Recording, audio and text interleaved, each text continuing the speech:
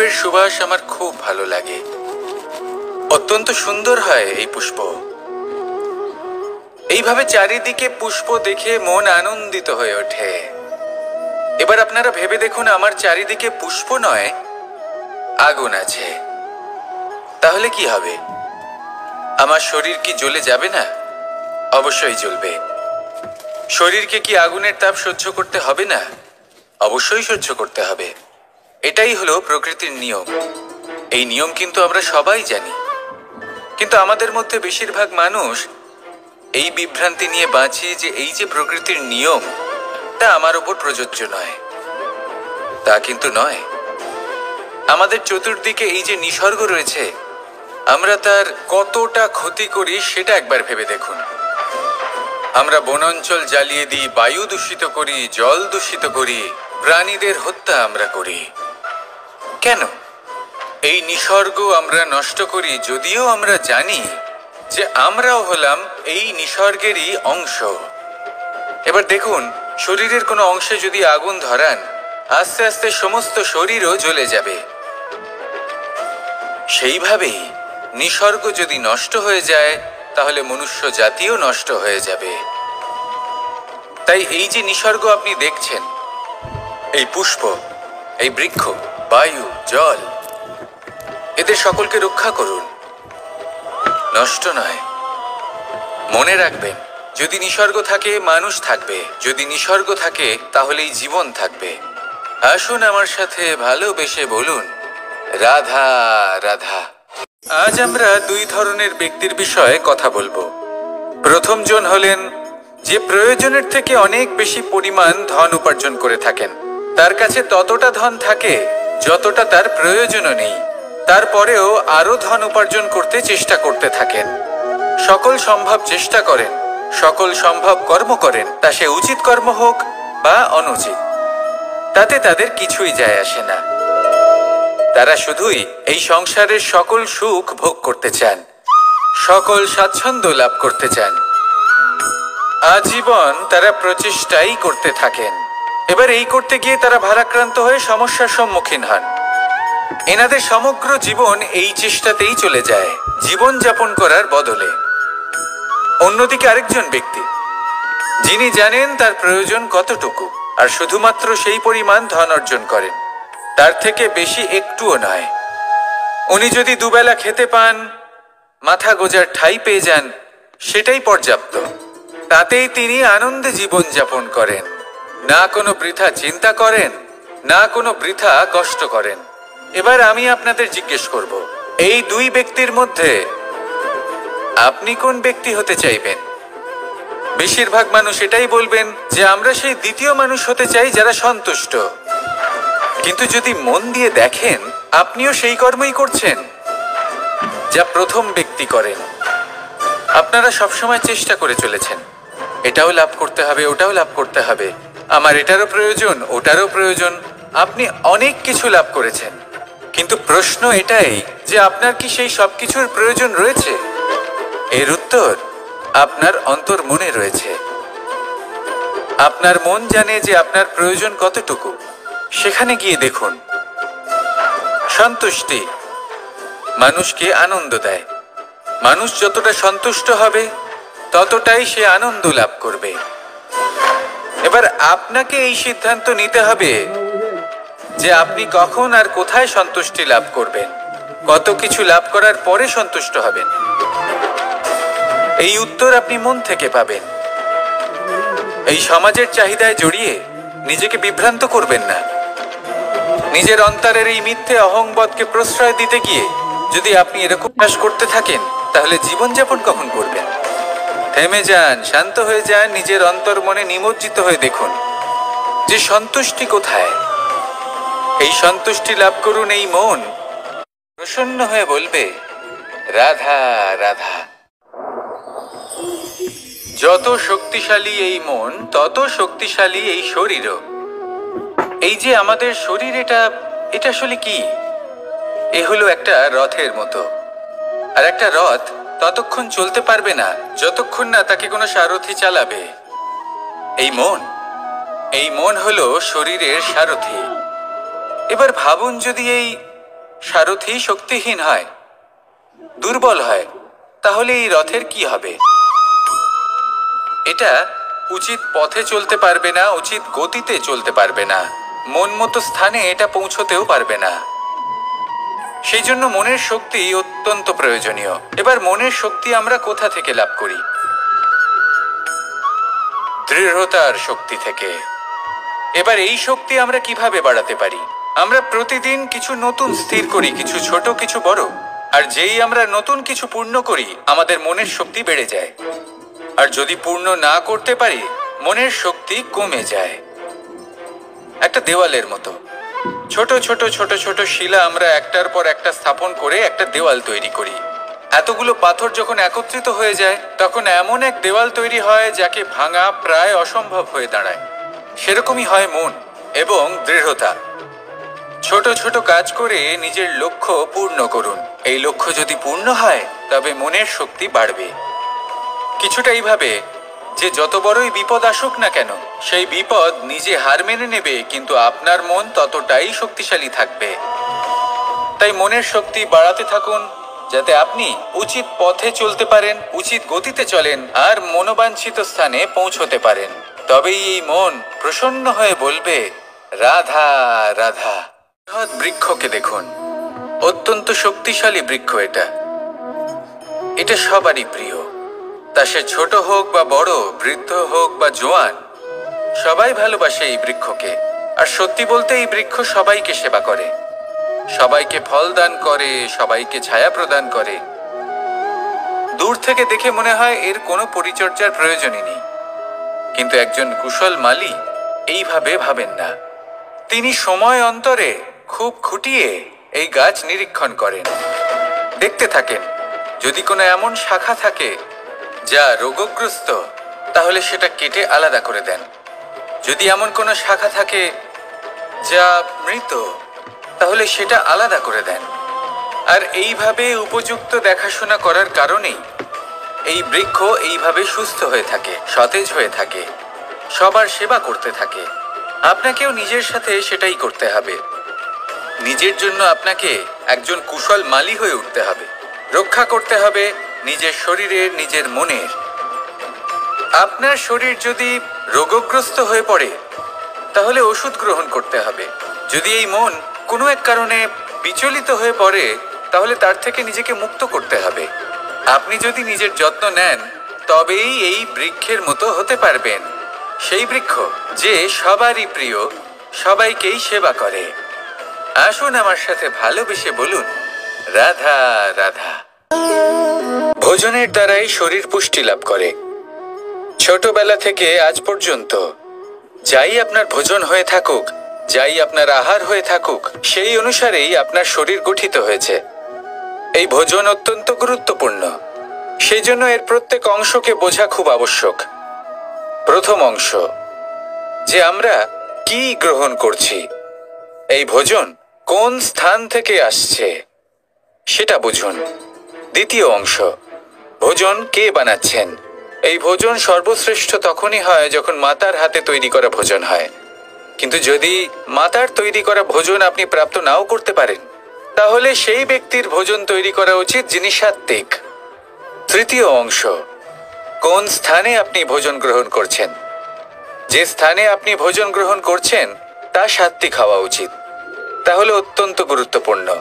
এবং চতুর্থ সবথেকে গুরুত্বপূর্ণ অংশ, তা হলো এই ভোজন আপনি যার দ্বারা প্রাপ্ত করেছেন, যেখান থেকে প্রাপ্ত করেছেন, যে স্থানে বসে আপনি ভোজন গ্রহণ করছেন তার প্রতি কৃতজ্ঞতা প্রকাশ করুন এবং ভোজন পূর্ণরূপে সমাপ্ত করুন। তবেই এই ভোজন আপনাকে সুখী জীবন দান করবে, সুস্থ শরীর দেবে, আর এই মন তা সুপ্রসন্ন হয়ে বলবে রাধা রাধা। আগে হ্যাঁ, এই সংসারে যা কিছু উৎপন্ন হয়, যা কিছু নষ্ট হয় তার জন্য প্রকৃতি দায়ী হন। এই প্রকৃতির কারণেই তো রৌদ্র আসে, প্রকৃতির কারণেই বৃষ্টি হয়, জল পাওয়া যায়। তার কারণেই এই বটের বীজ তা এক বিশাল বটবৃক্ষে পরিণত হবে। কিন্তু একজন মানুষকে দেখুন, মানুষ বলবে এই বৃক্ষে আমার অধিকার রয়েছে। কেন? কারণ আমি এই বীজ বপন করেছি। এবার সমস্ত কাজ প্রকৃতি করবে আর সমস্ত শ্রেয় মানুষ নিয়ে যাবে। এটা কি উচিত? কখনোই নয়। এবার এর উত্তর প্রকৃতিতেই লুকোনো আছে। কখনো কোনো পাখিও এই বীজ রোপণ করে, সেখানে বৃক্ষ উৎপন্ন হয়, তাতে ফল আসে, সেই পাখি সেই ফল খায়, কিন্তু সেখানকার বাকি পাখি এবং প্রাণীদের সেই ফল খেতে বারণ করে না। সেই বৃক্ষের ওপর নিজের অধিকার প্রমাণ করতে চেষ্টা করে না, সবার মধ্যে ভাগ করে দেয়। আর এটাই আমাদেরও করা উচিত। যা প্রকৃতি থেকে আসছে তা আবার প্রকৃতিতেই ফিরে যেতে দিন। এটা অত্যন্ত প্রয়োজনীয়।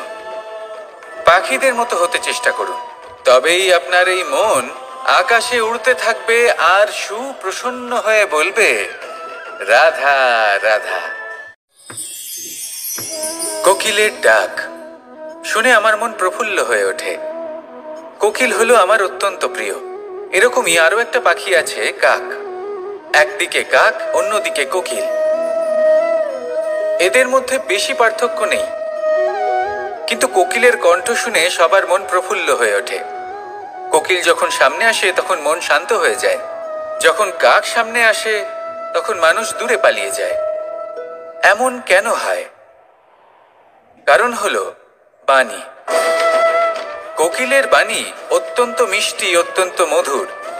সেখানেই কাকের বাণী অত্যন্ত কর্কশ শোনায়, আর কর্কশ বাণী শোনা কেউ পছন্দ করেন না। আপনি নিজেকে জিজ্ঞেস করুন, কোনো ব্যক্তি আপনার সাথে কথা বললে তার বাণী মধুর হলে আপনার ভালো লাগে, আর যদি কর্কশ হয় তার থেকে দূরে চলে যেতে ইচ্ছে করে। তাই নিজের বাণীও এইভাবেই মধুর রাখুন, মিষ্টি রাখুন। এ আমারও খুব প্রিয়। আর এটা তখন হয় যখন মনে প্রেম থাকে। মনের মধ্যে প্রেম জাগ্রত করুন, বাণী নিজে থেকেই মধুর হয়ে যাবে। আর কৃষ্ণ নিজে থেকে আপনার কাছে আসবে আর আপনার সাথে বলবে, কি রাধা রাধা। এটা হলো ধান গাছ। এর থেকে যে চাল উৎপন্ন হয় তা মানুষ গ্রহণ করেন। আর এটা কি? এ হলো জংলি ঘাস। একবার ভেবে দেখুন, যদি এই জংলি ঘাস ধান গাছের আশেপাশে থাকে তাহলে কি হবে? ধান উৎপন্ন হতে পারবে? তা উৎকৃষ্ট হতে পারবে? আমরা কি তা গ্রহণ করতে পারবো? কখনোই নয়। এই জংলি ঘাস ধানকে নষ্ট করে দেবে, কিন্তু নিজে জীবিত থাকবে। এটাই হলো আজকের শিক্ষা। এই সংসারে যদি আপনি নীতির পথে চলতে চান, উচিত কর্ম করতে চান, সংসারকে সেবা করতে চান, তাহলে জংলি ঘাসের মতো ব্যক্তিদের থেকে সবসময় দূরে থাকতে হবে। সেই ব্যক্তি যারা দুর্নীতি এবং মিথ্যা দ্বারা পরিপূর্ণ, যাদের ব্যবহার অশুভ, যাদের অনেক অশুভ গুণ রয়েছে, তারা সঠিক নয়। সেই সকল ব্যক্তি যাদের চরিত্র অত্যন্ত দুষ্ট হয়, তারা হয় শুভ চরিত্রের ব্যক্তিকে একদম নষ্ট করে দেয়, নয় নিজের মতো বানিয়ে তোলে। তাই যদি আপনি নীতির পথে চলতে চান, এই সংসারের জন্য শুভ কর্ম করতে চান, তাহলে সেই সঙ্গ লাভ করুন যে সঙ্গ জ্ঞানে পরিপূর্ণ, যাদের মধ্যে অনেক গুণ আছে, যাদের থেকে প্রতিদিন কিছু শিখতে পারবেন। এমন ব্যক্তির সাথে জীবন অতিবাহিত করুন। দুরাচারীদের থেকে দূরে থাকুন। তবেই এই মন প্রসন্ন হয়ে বলবে, রাধা রাধা। আমাদের গৃহে অনেক কক্ষ রয়েছে, কিন্তু এমন কি আছে যে একটাই থাকে? আমাদের গৃহের দ্বার। এমন কেন হয়? অনেক দ্বার তো থাকতেই পারে। ভেবে দেখুন, একটা বিশাল ভবন রয়েছে, তার চতুর্দিকে অনেক দ্বার আছে। ভালোই হবে, যাতায়াত করতে সুবিধা হবে, কিন্তু এমন আমরা কেন করি না? এবার আপনি বলবেন যে এটার উত্তর তো সহজ। যতগুলো দ্বার থাকবে ততজন দ্বারপালও থাকবে। কে কখন কোথা থেকে আসবে, কোথায় চলে যাবে সেদিকে খেয়াল থাকবে না। চুরির সম্ভাবনাও বেড়ে যাবে। যাক, এই বিষয় অন্তত আপনি বোঝেন। সেই জন্য আপনার গৃহে একটাই দ্বার রয়েছে। কিন্তু আপনার মনের বিষয় কি জানেন? আপনার মনেও কি কোনো দ্বার আছে? নেই? তার মানে যে কোনো ব্যক্তি যেখান থেকে খুশি আসতে পারে আর আপনার মনে যা খুশি প্রবেশ করিয়ে চলে যেতে পারে। কোনো বাধার সম্মুখীন না হয়ে কোনো ব্যক্তি আপনার মনে যা কিছু প্রবেশ করিয়ে চলে যাবে, তা সে আমাদের পক্ষে শুভ হোক, অশুভ হোক বা যতই ঘাতক হোক না কেন। সেই ভাবনা হতে পারে বাসনাময়, ক্রোধে পরিপূর্ণ, মতভেদে পরিপূর্ণ, বিদ্বেষ বা অহংকারে পরিপূর্ণ, বা কোনো ব্যর্থ ভাবনা হতে পারে। বিশ্বের যে কোনো ভাবনা মনে এসে বসবাস করতে পারে। এবার মনে যা ভাবনা থাকবে, মন সেটাই অনুভব করবে। নেতিবাচক ভাবনা যদি মনে ঘর করে, মন সুখ অনুভব কি করে করবে? সেই জন্য আবশ্যক হলো মনের মাঝে ইতিবাচক সত্তার দ্বার গড়ে তোলা। অর্থাৎ কোনো ভাবনা যদি আসে এবং ইতিবাচক হয়, তাহলে তাকে মনে প্রবেশ করতে দিন। যদি তা আপনাকে আর্থিক, সামাজিক, পারিবারিক, আধ্যাত্মিক লাভ দেয়, তাহলে তাকে প্রবেশ করতে দিন। যদি না দেয়, যদি তা নেতিবাচক ভাবনা হয়, তাকে দ্বার থেকেই আবার ফিরিয়ে দিন। যত শুভ চিন্তায় থাকবে এই মন, ততই শুভ হবে আপনার জীবন। আর এই মন সুপ্রসন্ন হয়ে বলবে, রাধা রাধা। বাহ, পুষ্পের সুবাস আমার খুব ভালো লাগে। অত্যন্ত সুন্দর হয় এই পুষ্প। এইভাবে চারিদিকে পুষ্প দেখে মন আনন্দিত হয়ে ওঠে। এবার আপনারা ভেবে দেখুন, আমার চারিদিকে পুষ্প নয়, আগুন আছে। তাহলে কি হবে? আমার শরীর কি জ্বলে যাবে না? অবশ্যই জ্বলবে। শরীরকে কি আগুনের তাপ সহ্য করতে হবে না? অবশ্যই সহ্য করতে হবে। এটাই হলো প্রকৃতির নিয়ম। এই নিয়ম কিন্তু আমরা সবাই জানি, কিন্তু আমাদের মধ্যে বেশিরভাগ মানুষ এই বিভ্রান্তি নিয়ে বাঁচি যে এই যে প্রকৃতির নিয়ম, তা আমার উপর প্রযোজ্য নয়। তা কিন্তু নয়। আমাদের চতুর্দিকে এই যে নিসর্গ রয়েছে, আমরা তার কতটা ক্ষতি করি সেটা একবার ভেবে দেখুন। আমরা বনাঞ্চল জ্বালিয়ে দিই, বায়ু দূষিত করি, জল দূষিত করি, প্রাণীদের হত্যা আমরা করি। কেন? এই নিসর্গ আমরা নষ্ট করি, যদিও আমরা জানি যে আমরাও হলাম এই নিসর্গেরই অংশ। এবার দেখুন, শরীরের কোনো অংশে যদি আগুন ধরান, আস্তে আস্তে সমস্ত শরীরও জ্বলে যাবে। সেইভাবেই নিসর্গ যদি নষ্ট হয়ে যায়, তাহলে মনুষ্য জাতিও নষ্ট হয়ে যাবে। তাই এই যে নিসর্গ আপনি দেখছেন, এই পুষ্প, এই বৃক্ষ, বায়ু, জল, এদের সকলকে রক্ষা করুন, নষ্ট নয়। মনে রাখবেন, যদি নিসর্গ থাকে, মানুষ থাকবে। যদি নিসর্গ থাকে, তাহলেই জীবন থাকবে। আসুন আমার সাথে ভালোবেসে বলুন, রাধা রাধা। আজ আমরা দুই ধরনের ব্যক্তির বিষয়ে কথা বলবো। প্রথম জন হলেন যে প্রয়োজনের থেকে অনেক বেশি পরিমাণ ধন উপার্জন করে থাকেন। তার কাছে ততটা ধন থাকে যতটা তার প্রয়োজনও নেই। তারপরেও আরো ধন উপার্জন করতে চেষ্টা করতে থাকেন। সকল সম্ভব চেষ্টা করেন, সকল সম্ভব কর্ম করেন, তা সে উচিত কর্ম হোক বা অনুচিত, তাতে তাদের কিছুই যায় আসে না। তারা শুধুই এই সংসারের সকল সুখ ভোগ করতে চান, সকল স্বাচ্ছন্দ্য লাভ করতে চান। আজীবন তারা প্রচেষ্টাই করতে থাকেন। এবার এই করতে গিয়ে তারা ভারাক্রান্ত হয়ে সমস্যার সম্মুখীন হন। এনাদের সমগ্র জীবন এই চেষ্টাতেই চলে যায়, জীবন যাপন করার বদলে। অন্যদিকে আরেকজন ব্যক্তি, যিনি জানেন তার প্রয়োজন কতটুকু, আর শুধুমাত্র সেই পরিমাণ ধন অর্জন করেন, তার থেকে বেশি একটুও নয়। উনি যদি দুবেলা খেতে পান, মাথা গোজার ঠাঁই পেয়ে যান, সেটাই পর্যাপ্ত। তাতেই তিনি আনন্দে জীবন যাপন করেন, না কোনো বৃথা চিন্তা করেন, না কোনো বৃথা কষ্ট করেন। এবার আমি আপনাদের জিজ্ঞেস করব, এই দুই ব্যক্তির মধ্যে আপনি কোন ব্যক্তি হতে চাইবেন? বেশিরভাগ মানুষ এটাই বলবেন যে আমরা সেই দ্বিতীয় মানুষ হতে চাই যারা সন্তুষ্ট। কিন্তু যদি মন দিয়ে দেখেন, আপনিও সেই কর্মই করছেন যা প্রথম ব্যক্তি করেন। আপনারা সবসময় চেষ্টা করে চলেছেন, এটাও লাভ করতে হবে, ওটাও লাভ করতে হবে, আমার এটারও প্রয়োজন, ওটারও প্রয়োজন। আপনি অনেক কিছু লাভ করেছেন, কিন্তু প্রশ্ন এটাই যে আপনার কি সেই সব কিছুর প্রয়োজন রয়েছে? এর উত্তর আপনার অন্তর্মনে রয়েছে। আপনার মন জানে যে আপনার প্রয়োজন কতটুকু। সেখানে গিয়ে দেখুন সন্তুষ্টি মানুষকে আনন্দ দেয়। মানুষ যতটা সন্তুষ্ট হবে ততটাই সে আনন্দ লাভ করবে। এবার আপনাকে এই সিদ্ধান্ত নিতে হবে যে আপনি কখন আর কোথায় সন্তুষ্টি লাভ করবেন, কত কিছু লাভ করার পরে সন্তুষ্ট হবেন। এই উত্তর আপনি মন থেকে পাবেন। এই সমাজের চাহিদায় জড়িয়ে নিজেকে বিভ্রান্ত করবেন না। নিজের অন্তরের এই মিথ্যে অহংবোধকে প্রশ্রয় দিতে গিয়ে যদি আপনি এরকম চাষ করতে থাকেন, তাহলে জীবনযাপন কখন করবেন? থেমে যান, শান্ত হয়ে যান, নিজের অন্তর মনে নিমজ্জিত হয়ে দেখুন যে সন্তুষ্টি কোথায়। এই সন্তুষ্টি লাভ করুন। এই মন প্রসন্ন হয়ে বলবে রাধা রাধা। যত শক্তিশালী এই মন, তত শক্তিশালী এই শরীরও। এই যে আমাদের শরীর, এটা আসলে কি? এ হলো একটা রথের মতো। আর একটা রথ ততক্ষণ চলতে পারবে না যতক্ষণ না তাকে কোনো সারথি চালাবে। এই মন হলো শরীরের সারথি। এবার ভাবুন, যদি এই সারথি শক্তিহীন হয়, দুর্বল হয়, তাহলে এই রথের কি হবে? এটা উচিত পথে চলতে পারবে না, উচিত গতিতে চলতে পারবে না, মন মতো স্থানে এটা পৌঁছতেও পারবে না। সেই জন্য মনের শক্তি অত্যন্ত প্রয়োজনীয়। এবার মনের শক্তি আমরা কোথা থেকে লাভ করি?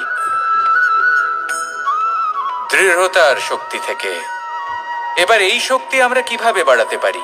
আমরা প্রতিদিন কিছু নতুন স্থির করি, কিছু ছোট কিছু বড়। আর যেই আমরা নতুন কিছু পূর্ণ করি, আমাদের মনের শক্তি বেড়ে যায়। আর যদি পূর্ণ না করতে পারি, মনের শক্তি কমে যায়। একটা দেওয়ালের মতো ছোট ছোট ছোট ছোট শিলা আমরা একটার পর একটা স্থাপন করে একটা দেওয়াল তৈরি করি। এতগুলো পাথর যখন একত্রিত হয়ে যায়, তখন এমন এক দেওয়াল তৈরি হয় যাকে ভাঙা প্রায় অসম্ভব হয়ে দাঁড়ায়। সেরকমই হয় মন এবং দৃঢ়তা। ছোট ছোট কাজ করে নিজের লক্ষ্য পূর্ণ করুন। এই লক্ষ্য যদি পূর্ণ হয়, তবে মনের শক্তি বাড়বে। কিছুটা এইভাবে যে যত বড়ই বিপদ আসুক না কেন, সেই বিপদ নিজে হার মেনে নেবে, কিন্তু আপনার মন ততটাই শক্তিশালী থাকবে। তাই মনের শক্তি বাড়াতে থাকুন, যাতে আপনি উচিত পথে চলতে পারেন, উচিত গতিতে চলেন আর মনোবাঞ্ছিত স্থানে পৌঁছতে পারেন। তবেই এই মন প্রসন্ন হয়ে বলবে রাধা রাধা। বৃক্ষকে দেখুন, অত্যন্ত শক্তিশালী বৃক্ষ। এটা সবারই প্রিয়। তা সে ছোট হোক বা বড়, বৃদ্ধ হোক বা জোয়ান, সবাই ভালোবাসে এই বৃক্ষকে। আর সত্যি বলতে এই বৃক্ষ সবাইকে সেবা করে, সবাইকে ফল দান করে, সবাইকে ছায়া প্রদান করে। দূর থেকে দেখে মনে হয় এর কোনো পরিচর্যার প্রয়োজনই নেই। কিন্তু একজন কুশল মালী এইভাবে ভাবেন না। তিনি সময় অন্তরে খুব খুঁটিয়ে এই গাছ নিরীক্ষণ করেন, দেখতে থাকেন। যদি কোনো এমন শাখা থাকে যা রোগগ্রস্ত, তাহলে সেটা কেটে আলাদা করে দেন। যদি এমন কোনো শাখা থাকে যা মৃত, তাহলে সেটা আলাদা করে দেন। আর এইভাবে উপযুক্ত দেখাশোনা করার কারণেই এই বৃক্ষ এইভাবে সুস্থ হয়ে থাকে, সতেজ হয়ে থাকে, সবার সেবা করতে থাকে। আপনাকেও নিজের সাথে সেটাই করতে হবে। নিজের জন্য আপনাকে একজন কুশল মালী হয়ে উঠতে হবে। রক্ষা করতে হবে নিজের শরীরের, নিজের মনের। আপনার শরীর যদি রোগগ্রস্ত হয়ে পড়ে, তাহলে ওষুধ গ্রহণ করতে হবে। যদি এই মন কোনো এক কারণে বিচলিত হয়ে পড়ে, তাহলে তার থেকে নিজেকে মুক্ত করতে হবে। আপনি যদি নিজের যত্ন নেন, তবেই এই বৃক্ষের মতো হতে পারবেন। সেই বৃক্ষ যে সবারই প্রিয়, সবাইকেই সেবা করে। আসুন আমার সাথে ভালোবেসে বলুন রাধা রাধা। ভোজনের দ্বারাই শরীর পুষ্টি লাভ করে। ছোটবেলা থেকে আজ পর্যন্ত যাই আপনার ভোজন হয়ে থাকুক, যাই আপনার আহার হয়ে থাকুক, সেই অনুসারেই আপনার শরীর গঠিত হয়েছে। এই ভোজন অত্যন্ত গুরুত্বপূর্ণ। সেই জন্য এর প্রত্যেক অংশকে বোঝা খুব আবশ্যক। প্রথম অংশ, যে আমরা কি গ্রহণ করছি, এই ভোজন কোন স্থান থেকে আসছে সেটা বুঝুন। দ্বিতীয় অংশ, ভোজন কে বানাচ্ছেন। এই ভোজন সর্বশ্রেষ্ঠ তখনই হয় যখন মাতার হাতে তৈরি করা ভোজন হয়। কিন্তু যদি মাতার তৈরি করা ভোজন আপনি প্রাপ্ত নাও করতে পারেন, তাহলে সেই ব্যক্তির ভোজন তৈরি করা উচিত যিনি সাত্ত্বিক। তৃতীয় অংশ, কোন স্থানে আপনি ভোজন গ্রহণ করছেন। যে স্থানে আপনি ভোজন গ্রহণ করছেন তা সাত্ত্বিক হওয়া উচিত। তাহলে অত্যন্ত গুরুত্বপূর্ণ। এবং চতুর্থ সবথেকে গুরুত্বপূর্ণ অংশ, তা হলো এই ভোজন আপনি যার দ্বারা প্রাপ্ত করেছেন, যেখান থেকে প্রাপ্ত করেছেন, যে স্থানে বসে আপনি ভোজন গ্রহণ করছেন তার প্রতি কৃতজ্ঞতা প্রকাশ করুন এবং ভোজন পূর্ণরূপে সমাপ্ত করুন। তবেই এই ভোজন আপনাকে সুখী জীবন দান করবে, সুস্থ শরীর দেবে, আর এই মন তা সুপ্রসন্ন হয়ে বলবে রাধা রাধা। আগে হ্যাঁ, এই সংসারে যা কিছু উৎপন্ন হয়, যা কিছু নষ্ট হয়, তার জন্য প্রকৃতি দায়ী হন। এই প্রকৃতির কারণেই তো রৌদ্র আসে, প্রকৃতির কারণেই বৃষ্টি হয়, জল পাওয়া যায়। তার কারণেই এই বটের বীজ তা এক বিশাল বটবৃক্ষে পরিণত হবে। কিন্তু একজন মানুষকে দেখুন, মানুষ বলবে এই বৃক্ষে আমার অধিকার রয়েছে। কেন? কারণ আমি এই বীজ বপন করেছি। এবার সমস্ত কাজ প্রকৃতি করবে আর সমস্ত শ্রেয় মানুষ নিয়ে যাবে। এটা কি উচিত? কখনোই নয়। এবার এর উত্তর প্রকৃতিতেই লুকোনো আছে। কখনো কোনো পাখিও এই বীজ রোপণ করে, সেখানে বৃক্ষ উৎপন্ন হয়, তাতে ফল আসে, সেই পাখি সেই ফল খায়, কিন্তু সেখানকার বাকি পাখি এবং প্রাণীদের সেই ফল খেতে বারণ করে না। সেই বৃক্ষের উপর নিজের অধিকার প্রমাণ করতে চেষ্টা করে না, সবার মধ্যে ভাগ করে দেয়। আর এটাই আমাদেরও করা উচিত। যা প্রকৃতি থেকে আসছে তা আবার প্রকৃতিতেই ফিরে যেতে দিন। এটা অত্যন্ত প্রয়োজনীয়। পাখিদের মতো হতে চেষ্টা করুন, তবেই আপনার এই মন আকাশে উড়তে থাকবে আর সুপ্রসন্ন হয়ে বলবে রাধা রাধা। কোকিলের ডাক শুনে আমার মন প্রফুল্ল হয়ে ওঠে। কোকিল হলো আমার অত্যন্ত প্রিয়। এরকমই আরো একটা পাখি আছে, কাক। একদিকে কাক, অন্যদিকে কোকিল। এদের মধ্যে বেশি পার্থক্য নেই, কিন্তু কোকিলের কণ্ঠ শুনে সবার মন প্রফুল্ল হয়ে ওঠে। কোকিল যখন সামনে আসে তখন মন শান্ত হয়ে যায়। যখন কাক সামনে আসে তখন মানুষ দূরে পালিয়ে যায়। এমন কেন হয়? কারণ হলো বাণী। কোকিলের বাণী অত্যন্ত মিষ্টি, অত্যন্ত মধুর। সেখানেই কাকের বাণী অত্যন্ত কর্কশ শোনায়, আর কর্কশ বাণী শোনা কেউ পছন্দ করেন না। আপনি নিজেকে জিজ্ঞেস করুন, কোনো ব্যক্তি আপনার সাথে কথা বললে তার বাণী মধুর হলে আপনার ভালো লাগে, আর যদি কর্কশ হয় তার থেকে দূরে চলে যেতে ইচ্ছে করে। তাই নিজের বাণীও এইভাবেই মধুর রাখুন, মিষ্টি রাখুন। এ আমারও খুব প্রিয়। আর এটা তখন হয় যখন মনে প্রেম থাকে। মনের মধ্যে প্রেম জাগ্রত করুন, বাণী নিজে থেকেই মধুর হয়ে যাবে। আর কৃষ্ণ নিজে থেকে আপনার কাছে আসবে আর আপনার সাথে বলবে কি রাধা রাধা। এটা হলো ধান গাছ। এর থেকে যে চাল উৎপন্ন হয় তা মানুষ গ্রহণ করেন। আর এটা কি? এ হলো জংলি ঘাস। একবার ভেবে দেখুন, যদি এই জংলি ঘাস ধান গাছের আশেপাশে থাকে তাহলে কি হবে? ধান উৎপন্ন হতে পারবে? তা উৎকৃষ্ট হতে পারবে? আমরা কি তা গ্রহণ করতে পারবো? কখনোই নয়। এই জংলি ঘাস ধানকে নষ্ট করে দেবে, কিন্তু নিজে জীবিত থাকবে। এটাই হলো আজকের শিক্ষা। এই সংসারে যদি আপনি নীতির পথে চলতে চান, উচিত কর্ম করতে চান, সংসারকে সেবা করতে চান, তাহলে জংলি ঘাসের মতো ব্যক্তিদের থেকে সবসময় দূরে থাকতে হবে। সেই ব্যক্তি যারা দুর্নীতি এবং মিথ্যা দ্বারা পরিপূর্ণ, যাদের ব্যবহার অশুভ, যাদের অনেক অশুভ গুণ রয়েছে, তারা সঠিক নয়। সেই সকল ব্যক্তি যাদের চরিত্র অত্যন্ত দুষ্ট হয়, তারা হয় শুভ চরিত্রের ব্যক্তিকে একদম নষ্ট করে দেয়, নয় নিজের মতো বানিয়ে তোলে। তাই যদি আপনি নীতির পথে চলতে চান, এই সংসারের জন্য শুভ কর্ম করতে চান, তাহলে সেই সঙ্গ লাভ করুন যে সঙ্গ জ্ঞানে পরিপূর্ণ, যাদের মধ্যে অনেক গুণ আছে, যাদের থেকে প্রতিদিন কিছু শিখতে পারবেন, এমন ব্যক্তির সাথে জীবন অতিবাহিত করুন। দুরাচারীদের থেকে দূরে থাকুন। তবেই এই মন প্রসন্ন হয়ে বলবে, রাধা রাধা। আমাদের গৃহে অনেক কক্ষ রয়েছে, কিন্তু এমন কি আছে যে একটাই থাকে? আমাদের গৃহের দ্বার। এমন কেন হয়? অনেক দ্বার তো থাকতেই পারে। ভেবে দেখুন, একটা বিশাল ভবন রয়েছে, তার চতুর্দিকে অনেক দ্বার আছে। ভালোই হবে, যাতায়াত করতে সুবিধা হবে, কিন্তু এমন আমরা কেন করি না? এবার আপনি বলবেন যে এটার উত্তর তো সহজ। যতগুলো দ্বার থাকবে ততজন দ্বারপালও থাকবে। কে কখন কোথা থেকে আসবে, কোথায় চলে যাবে সেদিকে খেয়াল থাকবে না। চুরির সম্ভাবনাও বেড়ে যাবে। যাক, এই বিষয় অন্তত আপনি বোঝেন। সেই জন্য আপনার গৃহে একটাই দ্বার রয়েছে। কিন্তু আপনার মনের বিষয় কি জানেন? আপনার মনেও কি কোনো দ্বার আছে? নেই? তার মানে যে কোনো ব্যক্তি যেখান থেকে খুশি আসতে পারে, আর আপনার মনে যা খুশি প্রবেশ করিয়ে চলে যেতে পারে। কোনো বাধার সম্মুখীন না হয়ে কোনো ব্যক্তি আপনার মনে যা কিছু প্রবেশ করিয়ে চলে যাবে, তা সে আমাদের পক্ষে শুভ হোক, অশুভ হোক বা যতই ঘাতক হোক না কেন। সেই ভাবনা হতে পারে বাসনাময়, ক্রোধে পরিপূর্ণ, মতভেদে পরিপূর্ণ, বিদ্বেষ বা অহংকারে পরিপূর্ণ, বা কোনো ব্যর্থ ভাবনা হতে পারে।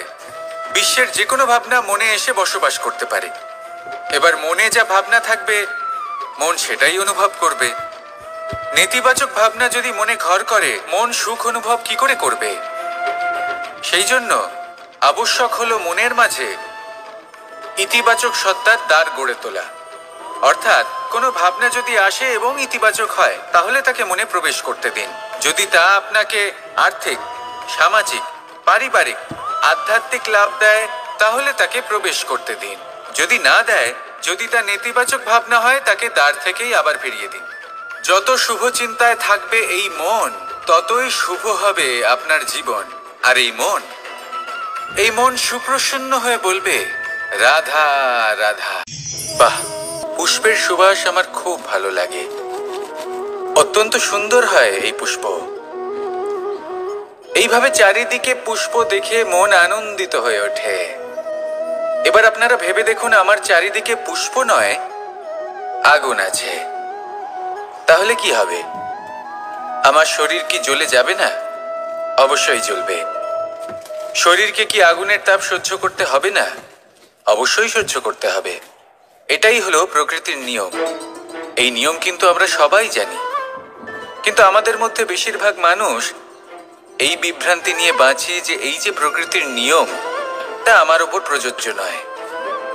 তা কিন্তু নয়। আমাদের চতুর্দিকে এই যে নিসর্গ রয়েছে, আমরা তার কতটা ক্ষতি করি সেটা একবার ভেবে দেখুন। আমরা বনাঞ্চল জ্বালিয়ে দিই, বায়ু দূষিত করি, জল দূষিত করি, প্রাণীদের হত্যা আমরা করি। কেন? এই নিসর্গ আমরা নষ্ট করি, যদিও আমরা জানি যে আমরাও হলাম এই নিসর্গেরই অংশ।